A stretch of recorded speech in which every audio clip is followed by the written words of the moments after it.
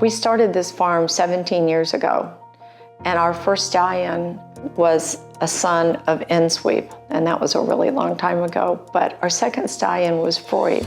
And standing a full brother to a horse that went on to become one of the most significant stallions in our history, that feeling has really worked really well for us and transcended into what I feel about with Destin as well as with the Lieutenant. I've long had a great relationship with Twin Creeks, having got the opportunity to stand Mission Impossible for Steve Davidson, Randy Goulet being the racing manager from the time that horse was headed to stud.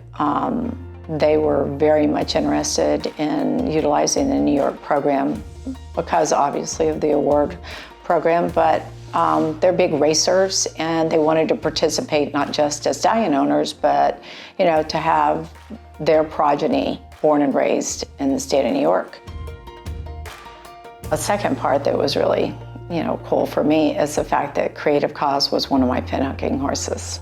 So I bought him as a yearling, Creative Cause being a full brother to Destin, but already standing a full brother to Giants Causeway and Freud, and then having the opportunity, as Freud is the older senior boy, to take a son of Giants Causeway, with which I've had a lot of success, to be able to stand it was felt really good.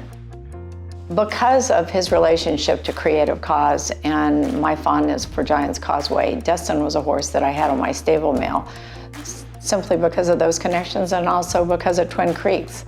So when Randy started telling me about this horse, I started watching, and then I got to be able to understand from Todd what a significant horse that he thought Destin was becoming.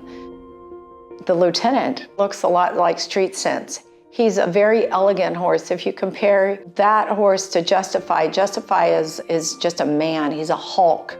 This horse is right off the racetrack, so he will obviously look much different next year. But you see somewhat of some Ghost Sapper in him, in that he's got a really good hip, but so does Street Sense. So when you look at him, I see a lot of elegance, and he's a horse that's bigger than average horse, but he's refined, very cat-like when he walks, and looks like a horse that would be a classic miler to a mile and a quarter is what he looks like. He's just a really elegant horse.